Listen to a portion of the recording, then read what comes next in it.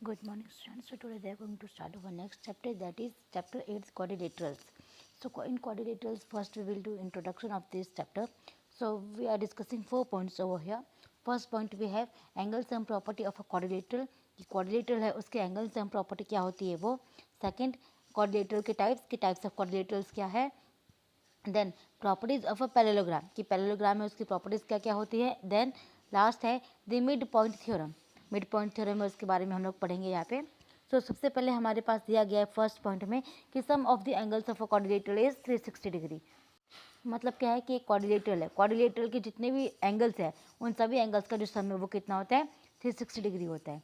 Then second, a diagonals of a parallelogram divides it into congruent triangles कि parallelogram है उसके जो diagonals होंगे वो उस क्वाड्रिलेटरल को कॉन्ग्रुएंट ट्रायंगल्स में डिवाइड करेंगे. मतलब अगर दो ट्रायंगल्स है तो वो दोनों ट्रायंगल्स क्या होंगे, कॉन्ग्रुएंट होंगे. इस तरीके से वो डायगोनल्स उसे डिवाइड करेंगे.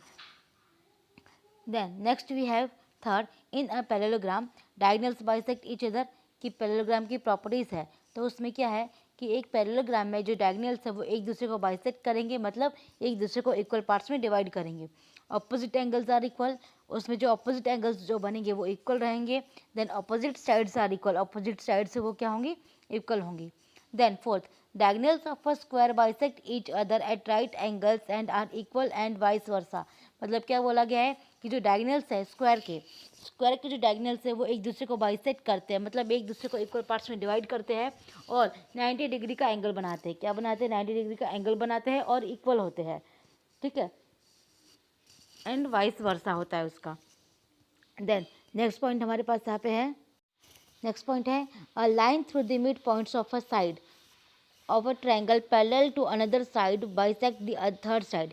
ये मिड पॉइंट थ्योरम है. ये हम लोग मिड पॉइंट थ्योरम पढ़ने जा रहे हैं. ये क्या बताती है, देखिए कि एक लाइन है, ठीक है, वो मिड पॉइंट से निकल रही है किसी भी साइड की.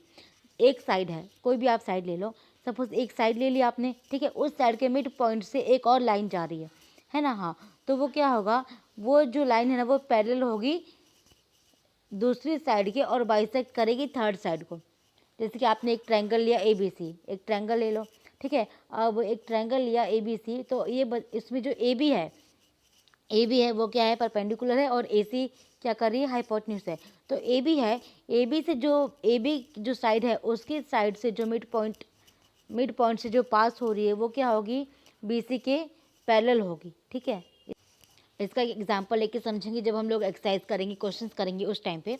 Then next, the line through the mid point of sides of a triangle parallel to third side and half of it. मतलब क्या बोल रहा है कि एक लाइन है, उसके मिड पॉइंट से दूसरी लाइन जो जा रही है ना वो तीसरी साइड के क्या होगी, पैरेलल होगी और उसके हाफ होगी, ऐसा.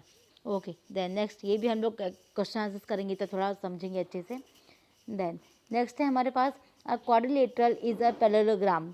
जो क्वाड्रिलेटरल है, ठीक है, उसमें एक पैरेललोग्राम ले लो तो it's opposite angles are equal, उसके ऑपोजिट एंगल्स है वो इक्वल होंगे, उसके ऑपोजिट साइड्स जो है वो इक्वल होंगी, उसकी जो डायगोनल्स है वो एक दूसरे को बाइसेक्ट करेंगे, मतलब एक दूसरे को इक्वल पार्ट्स में डिवाइड करेंगे. Then a pair of opposite sides is equal and parallel कि ऑपोजिट साइड्स जो है वो क्या होगी, इक्वल होगी और पैरेलल होगी. Then next, diagonals of a rectangle bisect each other. Rectangle की जो डायगोनल्स है वो भी एक दूसरे को बाइसेक्ट करेंगे, मतलब इक्वल पार्ट्स में डिवाइड करेंगे, इक्वल होंगे and vice versa. Then next we have diagonals of a rhombus bisect each other at right angles and vice versa. Diagonals rhombus के एक दूसरे को बाइसेक्ट करेंगे, मीन्स इक्वल पार्ट्स में डिवाइड करेंगे एट राइट एंगल्स.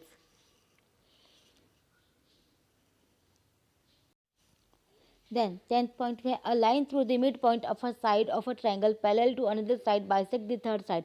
एक line है जो दूसरी लाइन के मिड पॉइंट से पास हो रही है तो तीसरी साइड के क्या होगी, पैरेलल होगी और उस लाइन को बाइसेक्ट करेगी, मतलब इक्वल पार्ट्स में डिवाइड करेगी. Then the line segment joining the midpoints of any two sides of a triangle is parallel to the third side of and is half of it. एक line है जो दो lines के mid point को join कर रही है वो थर्ड साइड के पैरेलल होगी और उसके हाफ होगी, उसे मतलब इक्वल पार्ट्स में डिवाइड करेगी. So we have completed here our introduction of chapter 8, that is quadrilateral. In next video we will start our exercise, or we can do some examples also for the midpoint theorem and some theorems also we have. We will do question answers for that. Till then, thank you.